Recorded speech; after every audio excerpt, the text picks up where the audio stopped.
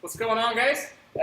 Little drill that we're going to be using on Wednesday this week to help develop some of the strength and ability in the lower leg and into your feet. Some of you may have done this, it's kind of a classic bodybuilding routines. We're going to do some calf raises. A little bit different than the bodybuilding routine. We are not going to be adding any weight whatsoever, and we're going to be focusing more on a couple of details and like a tempo or control through the range of motion, rather than trying to load up weight on our back and develop large calves. We're trying to develop some of the just lower leg resilience in general. Like I said in the past, into November now, as the weather cools down, we're going to be running a bit more.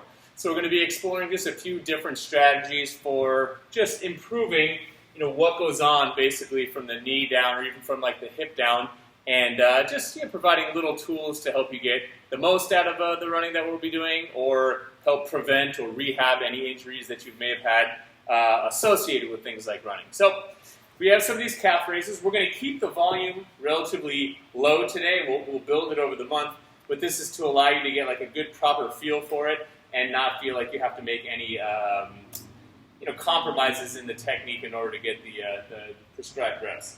So you're going to find a box. I just have a 12-inch box. It could be any height. And I'm going to be using PVC here for some balance. I think the rig or the wall might be a little bit better, but this is easier for me on the video. You'll see why here in a second. I want you to set up at the edge of the box with like a fair amount of your forefoot, like the ball of your foot on the box here. You're going to have the pipe out in front of you, or the wall, or the rig out in front of you, and I want you to try and minimize how much you use it for helping you up, more so just so you can keep good balance, and almost just like a slight lean forward in it, so that you can focus on what's happening with your legs. So number one most important thing is I want you to straighten your knees fully. So you want to fully extend your knees, lock them out there if you can.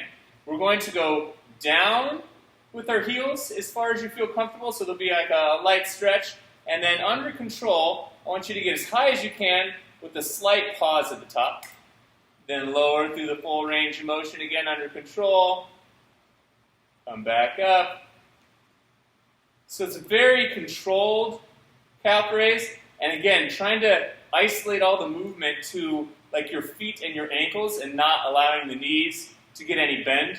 What can be commonly seen a lot of times are these kind of like bouncing and like pop at the top, that you may have seen or experienced when you have some of the weight on your back. Today is going to be distinctly different. We want the legs locked, go down as far as you feel comfortable, and then under control up and establish control, so like a lockout at the top. I'm not like using this for help. You're holding it at the top for just a moment there, and then coming back down under control. Looking to figure out whatever range of motion you do have control over, and then over time with practice you'll probably notice that the range is able to increase, but it won't happen if we have that bouncing motion, or at least not with the variation that we're doing here. So keep it as a very manageable rep range. It's likely to make your feet and your calves a bit sore if you haven't been doing anything like this before. But with enough exposure over the course of the month, it'll be one of those tools that will help with some of the running and jumping that we'll be doing throughout the end of the year. So enjoy the new drill and the pump of the calves.